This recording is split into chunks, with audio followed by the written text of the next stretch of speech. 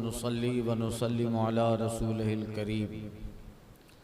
अम्मा बाद फ़अऊज़ु बिल्लाहि मिनश शैतानिर रजीम। बिस्मिल्लाहिर रहमानिर रहीम। इन्न हाज़िही उम्मतुकुम उम्मतन वाहिदा व अना रब्बुकुम फ़अबुदूनी व तक़त्तऊ अम्रहुम बैनहुम कुल्लुन इलैना राजिऊन फ़मन यअमल मिनस्सालिहात व हुव मुमिन फ़ला कुफ़रान लिसअयिही व इन्ना लहू कातिबून।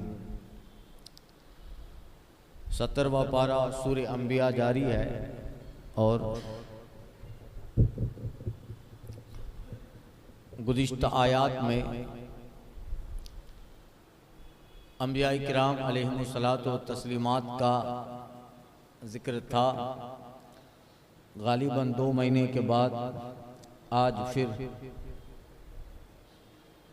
अल्लाह ताला की तौफीक, उसके हबीब सल्लल्लाहु अलैहि वसल्लम के करम से दर्स कुरान शुरू कर रहे हैं। गुज़िश्ता आयात में जो बयान था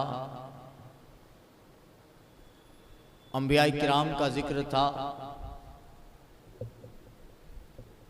और आखिरी आयात जो गुजरी व ज़करिया इज़ नादा रब्बहू रब्बी ला तज़रनी फ़र्दा व अंता खैरुल वारिसीन। आले इमरान का जिक्र हुआ था और उसके हवाले से वल्लती अहसनत फ़रजहा फ़नफ़ख़्ना फ़ीहा मिन रूहिना वजअलनाहा वब्नहा आयतन लिल आलमीन। हज़रत मरियम और ईसा अलैहिस्सलाम का जिक्र हुआ। अब अंबिया किराम के इस जिक्र के बाद इन आयात में सूरह अंबिया की इन इब्तदाई आयत 1 से लेकर 90 तक अंबिया किराम के जिक्र में अब ततिम्मा है। इसका एक खुलासा जिक्र किया जा रहा है।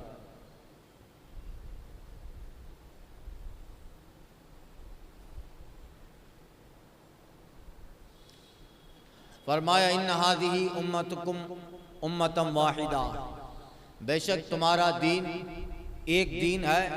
वना रब्बुकुम फ़अबुदून, और मैं ही तुम्हारा रब हूँ तो मेरी इबादत करो।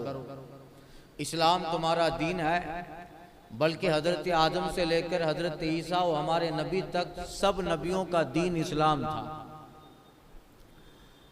ये याद रखिए कि अकाईद के मजमे को इस्लाम कहा जाता है।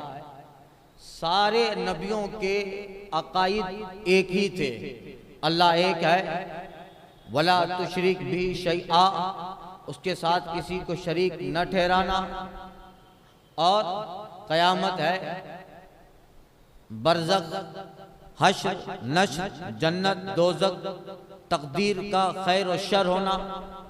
सारे अंबिया किराम आदम अलैहिस्सलाम से लेकर हमारे नबी तक सबके जो अकाईद बने हैं अल्लाह उसके ताल्लुक से वो एक ही थे। लिहाजा अकाईद के मजमुए का नाम दीन है और जो अमल है उस अमल का नाम मजहब है।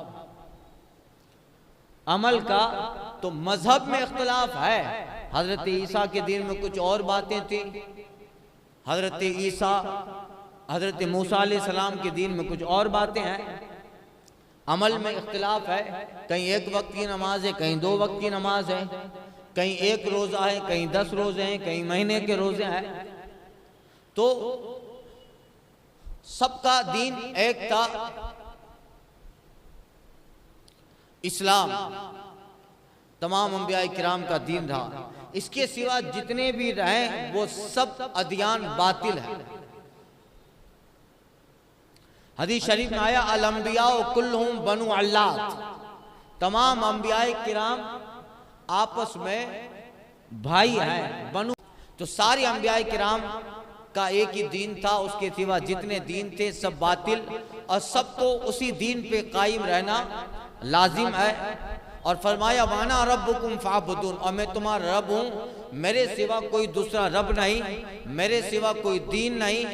और तुम सिर्फ मेरी इबादत करो, इसलिए कि उस दीन के बेशुमार कानून है, उन सब में बुनियादी कानून यह है कि अल्लाह ही इबादत के लायक है। इसलिए यही बताया, अना रब्बुकुम, मैं ही तुम्हारा रब हूँ। जहाँ दीन शुरू होता है, दीन की शुरुआत होती है इससे कि तू ही रब है, और दीन जहाँ खत्म होता है उसका नाम यह है कि आखिरत है। इसलिए दोनों सिरे हैं, अल्लाह को एक मानना और हश्र है, यानी दाखिले जन्नत या हश्र कह लीजिए, कयामत है, ये दो सिरे हैं। इसलिए यहाँ दीन बताकर सारी चीजों का जिक्र नहीं हुआ, इसलिए कि सारे दीन में जो बुनियादी अकीदा था, अव्वल अकीदा था, वो ये था अना रब्बुकुम, ऐ लोगो मैं ही तुम्हारा रब हूं, फाबुदूनी, और मेरी ही इबादत करो। तो अब ये चूंकि हजरत उज़ैर अलैहिस्सलाम, हजरत ईसा अलैहिस्सलाम और अंबिया किराम के ताल्लुक से यहूद और नसारा ने अपना दीन मुख्तलिफ कर लिया, टुकड़े टुकड़े में बट गए। व तक़त्तऊ अम्रहुम बैनहुम कुल्लुन इलैना राजिऊन, और औरों ने अपने काम आपस में टुकड़े टुकड़े कर लिए, सबको हमारी तरफ फिरना है।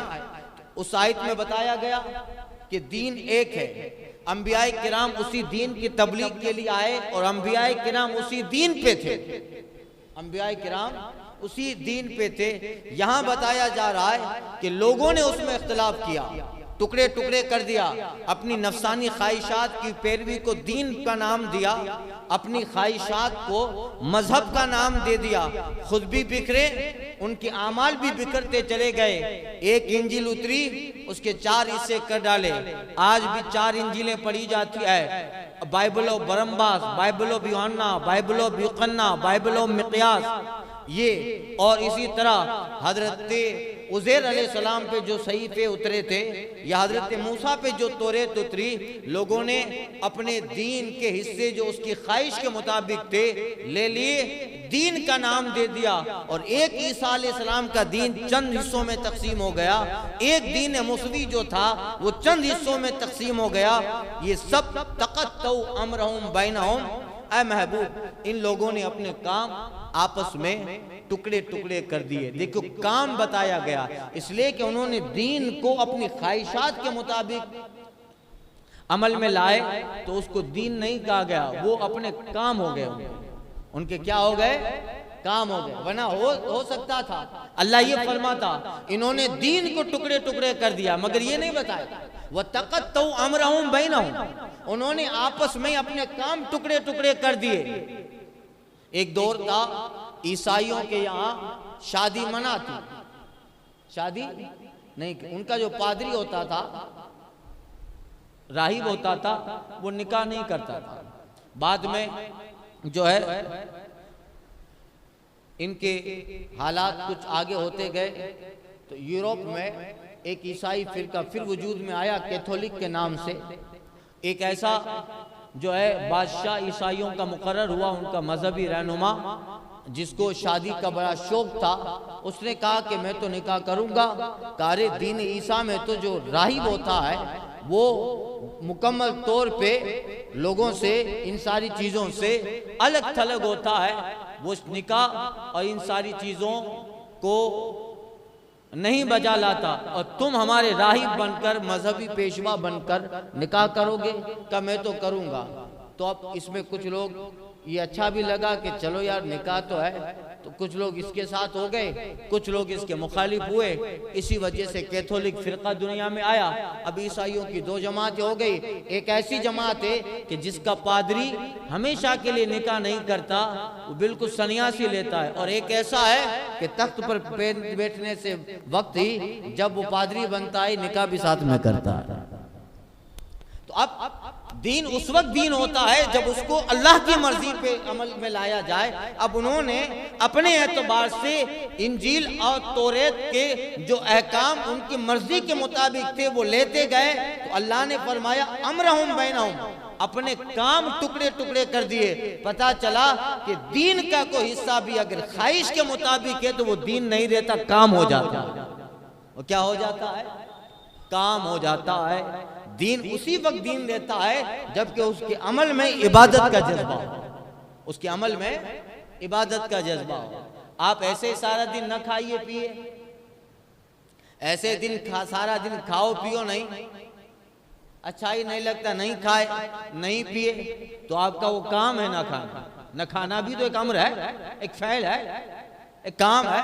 नहीं खाया आपने, मगर उसी न खाने को आपने अल्लाह की रजा के लिए सबत कर दिया कि मौला मैं आज तेरी रजा के लिए नहीं खाऊंगा। तो अब ये ना खाना इबादत बन गया, ये ना खाना इबादत बन गया। पता चला कि दीन का कोई काम अगर ख्वाहिश के मुताबिक हो तो अम्र है, काम है, और वही काम अगर अल्लाह की रजा के लिए किया जाए तो ऐन इबादत है।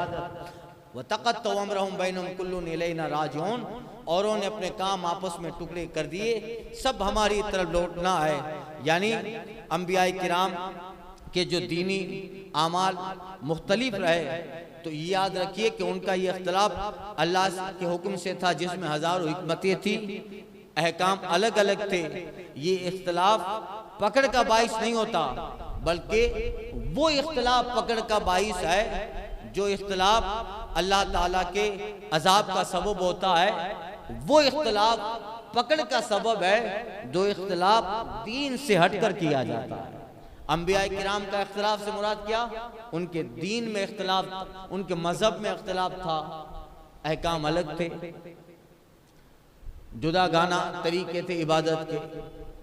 कुल्लुन इलैना राजिऊन, यहाँ इन लोगों को जिन्होंने अपना दीन टुकड़े टुकड़े कर दिया, उनको बताया जा रहा है कि दुनिया में जो तुम्हारा जी चाहे आता है कर लो, लेकिन याद रखो कि कयामत का दिन आने वाला है। वह इलैना राजिऊन, तुम सब हमारी तरफ लौट के आओगे। सूरह बकरा में फरमाया फहकुम बैनहुम फयुहकमु बैनहुम फीमा कानू फी यख्तलिफून। तो अब क़यामत के दिन अल्लाह ताला उनमें फैसला फरमाएगा जिसमें इख्तिलाफ करते थे। किसमें इख्तिलाफ था? हजरत ईसा के वजूद में इख्तिलाफ किया, हजरत मरियम में इख्तिलाफ किया, अल्लाह के दीन में इख्तिलाफ किया।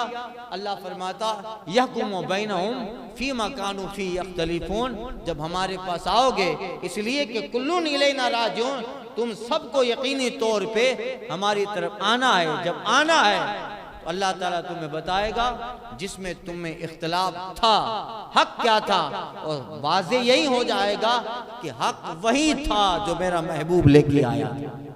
यही है, सूरह माइदा में भी उसका जिक्र हुआ, फमन यामल मिनस सालिहात व मोमिन। अब चूंकि यहाँ जिक्र था इस बात का कि दीन को उन्होंने अपनी ख्वाहिश के मुताबिक टुकड़े टुकड़े कर दिया, फरमाया जा रहा है फमन यामल मिनस सालिहात व मोमिन, हाँ जो कुछ भले काम करे और हो ईमान वाला। ये तो उनका जिक्र था, मगर अब ईमान वाला जो काम करे, देखिए जब ईमान नहीं था तो जो भी काम करे उसको कहा गया काम, मजहब का नाम नहीं दिया। आज भी बहुत सारे लोग ईमान नहीं है, पूरी जिंदगी कबूतरों को खाना खिलाते रहते हैं, पूरी जिंदगी गाय को रोटियां खिलाते हैं, जानवरों को चारा डालते हैं। हाँ, ये अच्छा काम है, सेवा है, मगर इस काम को इबादत नहीं कहा जाएगा। ये काम इबादत उस वक्त होगा जब इस काम से पहले ईमान आ जाए। इस काम से पहले सेवा कह लो, भलाई कह लो। अब अगर बंदा ईमान के बगैर भलाई भी करता है तो काम है, मगर इसलिए पहले फरमाया तक़त्तअ अम्रहुम, अपने काम टुकड़े टुकड़े कर दिए। तो अगर उसके बाद भी कोई बंदा बहुत अच्छा काम करता है तो काम है वो भलाई है, या यूं कह लो कि वो सिर्फ सेवा है। मगर फमन यामल मिनस सालिहात, जो कुछ भले काम करे वहुवा मोमिन, और हो मोमिन, फला कुफरान लिसअयिही, तो उसकी कोशिश की बेकदरी नहीं। वइन्ना लहू कातिबून, और हम जरूर उसे लिख रहे हैं। ईमान है, अकीदा है अल्लाह की ज़ात पर, जो बताया कि दीन है, उस दीन पे मुस्तकीम है, साबित कदम है, उस दीन के साथ भलाई करता है। फला कुफरान अली सही, रब फरमाता है उसकी कोशिश की बेकदरी नहीं होगी। अरे उसने अगर चलते चलते कांटा या पत्थर भी रास्ते से उठा के रख दिया तो वो भी सदका है, उसकी कीमत होगी, बेकदरी नहीं होगी। दुनिया में भी उसका फल मिलेगा और आखिरत में भी सदक़े, दर्जात जन्नत और रज़ाए रहमान की शक्ल में उसे दर्जा मिलेगा। व इन्ना लहू कातिबून, और उसके लिए एहतमाम से बताया। देखो मुशरिकीन का जिक्र था तो ये नहीं बताएगा हम लिख रहे हैं, जबकि अल्लाह लिख रहा है, फरिश्ते लिख रहे हैं, मगर वहां नहीं बताया। मगर मोमिन का जिक्र है तो उसकी अहमियत को बताने के लिए कहा जा रहा है, वइन्ना लहू कातिबून, और तुम जो भी करो हम लिख रहे हैं उसे, यानी उसकी अहमियत बताई, तुम्हारा काम कितना अहम है, चाहे वो रास्ते से पत्थर उठा देना ही क्यों ना हो, वइन्ना लहू कातिबून, हम उसे लिख रहे हैं। वला कुफरान अली साइही, उसकी बेकदरी नहीं होगी, उसकी कदर भी देंगे, और लिख कर उस काम की अहमियत, उसकी इफादियत को बताया जा रहा है। इसलिए कि आमाल के कबूल होने का मदार ईमान, ईमान के बगैर अमल वो काम है, और अगर ईमान है तो ही वो अमल है। कबूल आमाल का मदार ईमान है, ईमान है तो सब कुछ, ईमान नहीं तो फिर कुछ भी नहीं। कोई शख्स चाहे किसी भी कबीले कौम से ताल्लुक रखता हो, उसकी रंगत गोरी हो, काली हो, दौलतमंद हो, मुफलिस हो, गरीब हो, मर्द हो, औरत हो, अगर ईमान वाला है तो उसके किए हुए नेक आमाल का सवाब अल्लाह ताला जरूर अता फरमाएगा, बगैर नस्ल, बगैर कबीले, खानदान, इन सब की जो है के बगैर न उसका कबीला देखा जाए, न उसका खानदान देखा जाए। हाँ, अगर ईमान वाला है तो अल्लाह ताला जरूर उसको बदला देगा।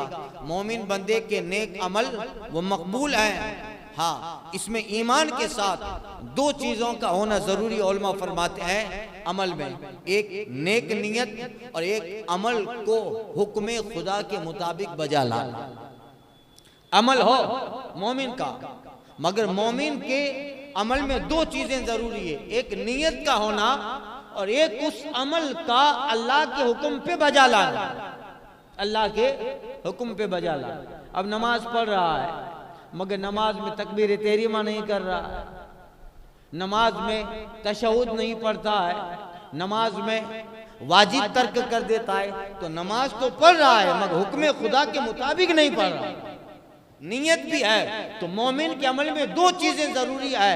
वो एक चीज ये है कि उस अमल में नियत का होना, दूसरा उस अमल को अल्लाह के हुक्म के मुताबिक बजा लाना, अल्लाह के हुक्म के मुताबिक बजा लाना। दो चीजें हैं। अल्लाह फरमाता है वमन अरादल आखिरा वसअ लहा सअयहा वहुव मोमिन फउलाइका काना सअयुहुम मशकूरा, और जो आखिरत चाहता है उसके लिए ऐसी कोशिश करता है जैसी करनी चाहिए, आखिरत के लिए ऐसी कोशिश करे जैसी करनी चाहिए। अब आया फटाफट नमाज पढ़ के निकल गया, नियत अच्छी है मगर अमल हुक्म खुदा के मुताबिक ना हुआ।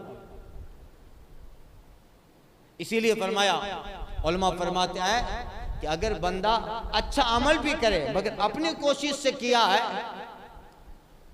अपनी मर्जी से किया है, शरीयत ने उसका हुक्म नहीं दिया, शरीयत या हुजूर की सीरत से हटकर किया है, तो वो उसका काम भी लग है, गुमराही बन जाता है। इसलिए कि अमल के बजा लाने में इताअत मुस्तफ़ा जरूरी है, हुजूर की इताअत जरूरी है।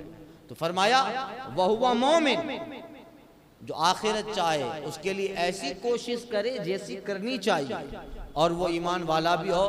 तो यही लोग हैं उलाए का काना सायु मशकूरा, जिनकी कोशिश की कद्र की जाएगी।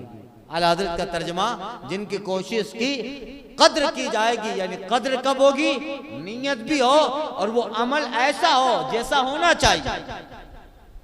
अब नियत तो अच्छी है इबादत करने की, मगर नमाज फटाफट पढ़ के निकल जा रहा है, मोमिन भी है, नियत भी अच्छी है, अमल भी अच्छा कर रहा है, मगर उस अमल में फर्ज छोड़ रहा है, उस अमल में वाजिबात को तर्क कर रहा है, तो दो चीजें पाई गई, एक चीज नहीं है। इसलिए कि वो अमल हुक्म खुदा के मुताबिक नहीं बजा रहा। ये उन लोगों के लिए दलील है जो कहते हैं कि अल्लाह कबूल करे। ये आयत किस पे दलील है? उन लोगों के दलील है जो कहते हैं अल्लाह कबूल करेगा। अरे अल्लाह ने कबूलियत के लिए जो दर्जात बनाए हैं, कबूलियत के लिए अल्लाह ताला ने जो अहकाम रखे हैं, उसमें एक हुक्म ये भी है कि तुम्हारे अमल का मेरे नबी की अमल से मुताबिकत जरूरी है। तुम्हारी अमल की मेरे नबी की अमल से मुताबिकत जरूरी है। अगर दोनों मिल गए तो कबूलियत है, तो कबूलियत है। हरामुन अला क़रियतिन अहलकनाहा इन्नहुम ला यरजून हत्ता इज़ा फुतियत याजूज व माजूज व हुम फी कुल्लि हदबिन यंसिलून। और हराम है उस बस्ती पर जिसे हमने हिलाक कर दिया कि फिर लौट कर आए, यहाँ तक कि जब खोले जाएंगे याजूज माजूज और वो हर बुलंदी से ढलते होंगे। यानी मुफस्सिरीन ने इस आयत करीमा के माने बयान किए कि जिस बस्ती के लोगों को हमने हिलाक कर दिया, अल्लाह फरमाता है जिसे हमने हिलाक कर दिया, जिसे बर्बाद कर दिया, उनके आमाल के तलाफी और अपने अहवाल के तदारुक के लिए उनका दुनिया की तरफ वापस आना नामुमकिन है। इसके 3 माने किए गए। अल्लाह फरमाता है उस बस्ती पे हराम है जिसे हमने हिलाक कर दिया कि वो लौट कर आए। कौन सी बस्ती? यानी कोई आबादी अल्लाह ने हिलाक कर डाली, अल्लाह ने हिलाक कर डाली और वो बस्ती वाले हिलाक हो भी गए, तो अब उस बस्ती वालों पे हराम है कि वापस कब्र से उठकर दुनिया में आए, अपने अमल को सही करें, अपने हालात को सही करें और फिर वापस जाएं। ऐसा नहीं, ऐसा नहीं होगा। हसरत तो होगी, ए अल्लाह भेज दे, वापस जाऊं, नमाज सही करके आऊं, इबादत सही करके आऊं, फिर वापस आऊं। तो हराम ये बस्ती पे हराम है कि वो चली जाए और फिर वापस लौट के आए। ऐसा होता है जो एक बार गया है वापस लौट के नहीं आया है, पता नहीं क्या राहत है वहां पर, जो जाता है वो लौट के आता भी नहीं है और बताता भी नहीं है कि वहां है क्या। उतनी ही खबर है जितने आकाए करीम सादिक मज़दूक पैगंबर ने बयान फरमा दिया। और दूसरा माना, जिस बस्ती वालों को हमने हिलाक करने का फैसला कर लिया, ये बात वहां हजरत इब्राहिम अलैहिस्सलाम का जो जिक्र था उसमें भी जिक्र की थी। लूत अलैहिस्सलाम के कौम के लिए अजाब लेकर जा रहे थे फरिश्ते। जिस बस्ती वालों को हमने हिलाक करने का फैसला कर लिया, उनका कुफ्र और शिर्क से वापस आना मुहाल है। यानी अल्लाह के इल्म में तकदीर मुबरम, तकदीर की जो सबसे बड़ी किस्म है वो तकदीर मुबरम, तकदीर मुअल्लक और तकदीर मुअल्लक बक़ज़ा, तकदीर क़ज़ा, तकदीर मुअल्लक बक़ज़ा, तकदीर मुबरम। बाहर शरीयत के पहले इससे में वो सारा जिक्र है। तो एक तकदीर की जो आखिरी किस्म है और वहीं अव्वल भी किस्म है वो ये है तकदीर मुबरम, जो अल्लाह ने फैसला कर लिया वो ऐसा अटल हो कि फिर अंबिया किराम भी अगर उसके ताल्लुक से कहें कि मौला ये कर दे तो नबियों पे वही आ जाती है, आप इस काम के लिए दुआ या इस काम के टलने के लिए दुआ न करें, ये फैसला हो चुका है। जैसे लूत अलैहिस्सलाम के कौम पे फरिश्ते अजाब देने जा रहे थे तो बस्ती सद्दूम से गुजरते हुए हजरत इब्राहिम से मुलाकात करने लगे शाम फिलिस्तीन में। तो कहाँ जा रहे हो?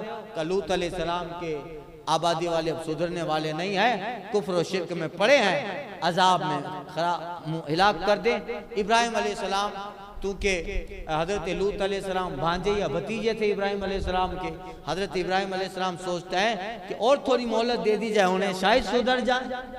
तो इरादा करते हैं कि रब से कहें कि मौला थोड़ी और मोहलत दे। आयत उतरती है, इब्राहिम अलैहिस्सलाम को बताया गया अब आप दुआ न करें, ये फैसला हो चुका। यानी इल्म इलाही में उनका कुफ्र और शिर्क से वापस पलट कर ईमान की तरफ आना मुहाल होता है। तो ऐसी बस्ती का जब अल्लाह फैसला कर लेता है तो उन्हें वापस जो है ईमान की तरफ आना मुहाल है।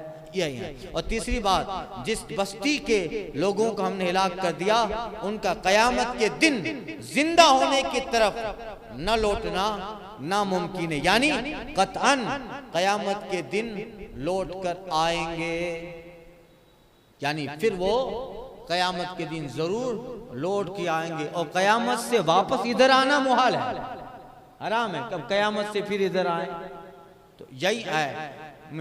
और जब देख लेंगे याजूज और माजूज, ये दो कबीलों के नाम है और इनके ताल्लुक से मिशकात में भी अर्ज किया और आगे पीछे भी सूरह कहफ की आयत नंबर 94 से 99, इन्ना याजूज व माजूज मुफसिदूना फिल अर्द, उसकी तफसीर गुज़िश्ता पारों में हो गई।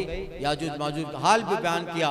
फरमाया जा रहा है जब क़यामत का वक्त करीब होगा, याजूज माजूज को रोक कर रखने वाली जो दीवार है उस दीवार को खोल दिया जाएगा।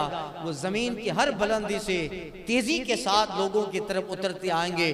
फरमाया मिन कुल्ले हदबिन यंसिलून, वो हर बुलंदी से ढलते हुए होंगे, यानी जैसे बुलंदी हो उसकी ढलान हो, बड़ा पत्थर या बड़ी वजनी चीज कैसे ढलती है कि वो अपनी जो तबई ताकत होती है, जब ढलान ज्यादा हो तो तबई ताकत से ज्यादा वो तेज चीज जितनी वजनी होती है नीचे की तरफ आती है। तो जब वो दीवार खोल दी जाएगी याजूज माजूज की, तो देखेंगे कि जैसे बड़े बड़े पत्थर ढलान से ढला दिए जाएं और कितनी तेजी से आते हैं, जिसका जैसा वजन वैसी तेजी।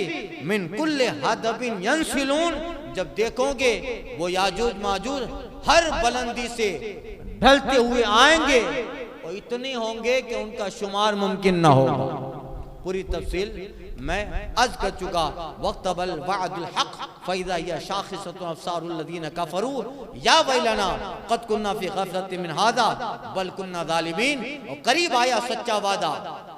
यानी अभी ना मानो, बार बार समझाया जा रहा है, बार बार बताया जा रहा है, आखिरत का डर दिखाकर, हश्र का नक्शा बताकर, महबूब के जरिए मौजज़ात दिखवाकर, कब्र के हालात बताकर, नजर भी और बशारत भी हर तरीके से बताया जा रहा है। फिर भी अगर ना मानो तो याद रखो करीब आया सच्चा वादा। माजी का सेगा इस्तेमाल हुआ, यानी करीब आया, अभी आया नहीं है। वादे से मुराद अमरे खुदा, अमरे खुदा से मुराद कयामत, यानी कयामत इतनी यकीनी है कि ऐ लोगों आ ही गई, इतनी यकीनी है कि वो आ ही गई। कोई बंदा बिल्कुल करीब आया है और उसकी बड़ी तेजी है आने की, अभी नहीं आया, अभी नहीं आया, हम क्या बोलते, अभी आ गया, यानी आया नहीं अभी, यानी इतना करीब है, उसके आने का यकीन इतना है, बस ये आ गया। वक्तरबल वादुल हक, और करीब आ गया सच्चा वादा। और वो इतना वादा ऐसा अजीम होगा कि जब लोग अपनी कब्रों से उठेंगे, वइन्ना लजाइलुना मा अलैहा सईदन जुरूजा, जमीन को बिल्कुल पाट और पट बना दिया जाए, लोग कब्रों से उठकर मैदान हश्र में जमा हो, और इतना अजीम नक्शा होगा।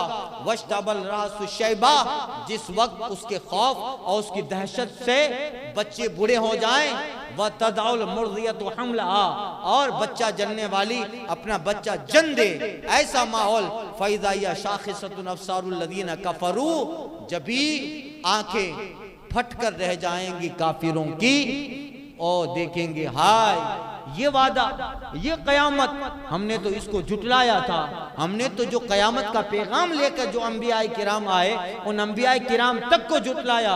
अरे जिस चीज को झुटलाया था वो तो सामने आ गई, अब आंखें फटी की फटी रह जाएगी, अब अपने करतूत याद आएंगे। या वैलना कद कुन्ना फी गफलतिन मिन हाज़ा बल कुन्ना ज़ालिमीन, तो कहेंगे हाय हमारी खराबी, हाय खराबी, अब क्या होगा, अब सिर्फ अजाब ही अजाब है और छुटकारे की कोई सबील नहीं। कहेंगे कुन्ना फी गफलतिन मिन हाज़ा, बेशक हम इससे पहले गफलत में थे, बल कुन्ना ज़ालिमीन, बल्कि हम जालिम ही थे, हम जालिम थे। अब एतराफ करेंगे, अब अपने को कहेंगे कि हम जालिम थे, ऐ मौला बख्श दे, मगर तौबा बख्शिश का वक्त चला गया। अब उनका अंजाम सिर्फ और सिर्फ दायमी जहन्नम है। और मैं बयान करते हैं इस आयत में कुफार का जो हाल बयान है उसमें अक्लमंद इंसान के लिए इबरत भी है, नसीहत भी है। दुनिया में अल्लाह ताला ने कुरान और अपने हबीब सल्लल्लाहु अलैहि वसल्लम के जरिया तमाम लोगों को अपनी रहमत, इनाम और उसके हकदारों के बारे में बशारत खबर दे दी। इसी तरह अल्लाह ने अपनी गिरफ्त, अपनी पकड़, अजाब, मौत की सख्ती, क़यामत और जहन्नम के हौलनाकियों के बारे में भी बताया। अपने नबी के जरिया लोगों को खबर भी दे दी जो उनमें मुब्तला होंगे। उसके बावजूद अगर इंसान गफलत से काम ले, दुनिया में अल्लाह और उसके हबीब सल्लल्लाहु अलैहि वसल्लम की इताअत न करे, तो क़यामत के दिन वो लाख हीले बहाने करे, उज़्र पेश करे, क़यामत को उसका कोई उज़्र पेश और कोई उसका बहाना कबूल ना होगा। ये उज़्र तो है, कुन्ना ज़ालिमीन, मौला हम जालिम थे, मिन गफलती मिन क़ब्ल हादा, हम इससे पहले गफलत में थे। मौला गफलत भी थी, हम जालिम भी थे, गुनाह का एतराफ़ भी करते आए थे, मगर अब कुछ हीले बहाने उज़्र काम नहीं आने वाला। हजरत अकरमा रज़ियल्लाहु ताला अन्हु से रिवायत है, आका ने फरमाया मैं तुम्हारे पास तुम्हारे माल तलब करने, यानी बड़ी हदीस से मिशकात में भी जिक्र है। आका फरमाते ऐ लोगो, मैं तुम्हारे पास तुम्हारे माल तलब करने और तुम में इज्जत और मर्तबा चाहने नहीं आया, बल्कि लोगों अल्लाह ताला ने मुझे तुम्हारी तरफ रसूल बनाकर भेजा और मुझ पर एक अजीम किताब नाजिल फरमाई और मुझे हुक्म दिया कि मैं तुम्हारे लिए अल्लाह ताला के सवाब की खुशखबरी देने वाला और उसके अजाब से डर सुनाने वाला बनूं। तो मैंने तुम तक ऐ लोगों अपने रब का पैगाम पहुंचा दिया। ये बार बार हुजूर ने फरमाया, हज्जतुल वदा के मौके पे भी फरमाया, ऐ लोगों क्या मैंने पहुंचा दिया, क्या मैंने पहुंचा दिया, क्या मैंने पहुंचा दिया। हाँ या रसूल अल्लाह आपने पहुंचा दिया। तो कहा ऐ लोगों मैं तुम तक रब का पैगाम पहुंचाने आया, पहुंचा दिया और तुम्हें नसीहत भी कर दी। अब अगर तुम उसे कबूल करो जिसे मैं तुम्हारे पास लाया, तो तुम्हारे लिए दुनिया और आखिरत में एक हिस्सा है, और अगर तुम उसे रद्द करो तो मैं अल्लाह ताला के हुक्म की वजह से सब्र करूंगा, यहाँ तक कि वो मेरे और तुम्हारे दरमियान कोई फैसला फरमा दे। वो फैसला क्या, वो ये कि क़यामत के दिन मुझे भी पूछा जाए और क़यामत के दिन ये बात वाज़ेह हो जाएगी कि मौला माना इन्होंने न था, मैंने तो जो अहकाम थे इन तक पहुंचा डाला, इन्होंने न माना। तो यही है कि उनको बहाने उनके वक्त कुन्ना ज़ालिमीन, हम जालिम थे, ये बहाने होंगे, मगर क़यामत में ये जो है काम ना आए। एक बुजुर्ग ने लोगों को देखा कि वो जनाजे के पीछे मैयत पे लोग बड़ी शफकत कर रहे हैं, करनी भी चाहिए, मैयत है उसका ख्याल हो। तो एक बुजुर्ग थे, देखा कि जनाजा है, जनाजे के पीछे लोग हैं और मैयत के पीछे, जनाजे के पीछे लोग बड़ी शफकत कर रहे हैं। मैयत कहीं टेढ़ी ना हो जाए, कहीं संदूक इधर ना हो जाए, उधर ना झुक जाए, यानी मैयत के साथ, और ये होना भी चाहिए। मगर उस बुजुर्ग ने देखा कि जनाजे के पीछे लोग बड़ी मोहब्बत से, शफकत से मैयत के पीछे ये सारे एहतरामात कर रहे हैं। तो उन बुजुर्ग ने फरमाया ऐ लोगों अपनी जानों पे रहम खाओ। लोगों ने कहा ये क्या, कहा अपनी जानों पे रहम खाओ, यानी मैयत से ज्यादा तुम अपने ऊपर शफकत करो, मैयत से ज्यादा तुम अपने ऊपर शफकत करो, ये तुम्हारे लिए बेहतर है। क्योंकि जिसका जनाजा तुम लेके जा रहे हो वो फोत हो गया, वो विसाल हो फरमा गया, और वो तीन होलना की, तीन जो सख्तियां होती है, मलकुल मौत को देखना, मौत की सख्ती, मरने का खौफ, ये तीनों सख्तियों से ये मैयत तो गुजर चुका, अब तुम्हें उससे गुजरना बाकी है, तुम्हें उससे गुजरना बाकी है। लिहाजा अपने ऊपर शफकत करो। जिसका जनाजा लेके जा रहे हो तो तीन जो खतरनाक चीजें हैं, मलकुल मौत को भी ये देख चुका मैयत, मौत की सख्ती भी पार कर चुका, और मौत का जो डर होता है वो डर भी उससे निकल गया कि मौत आ गई, मगर तुम्हें ये तीनों मंजिलें अभी बाकी है। लिहाजा इससे ज्यादा अपने ऊपर शफकत करो कि तुम्हारी ये तीनों मंजिलें अभी बाकी है, क्या होगा वो वक्त बताएगा। इसलिए यही है, इन्नकुम वमा ताबदून मिन दूनी हस्बु जहन्नम, इन अंतुम लहा वारिदून, और बेशक जो तुम अल्लाह के सिवा पूछते हो सब जहन्नम के अंदर हो, तुम्हें उसमें जाना। अगर खुदा होते ये तो जहन्नम में न जाते, इनको हमेशा उसमें रहना है। ये आयत यहूद और नसारा का रद्द है जिन्होंने अल्लाह के सिवा हजरत उज़ैर और ईसा को खुदा का बेटा माना। इंशाअल्लाह आइंदा के दर्स में उसके ताल्लुक से मैं अर्ज करता हूँ। अल फातिहा।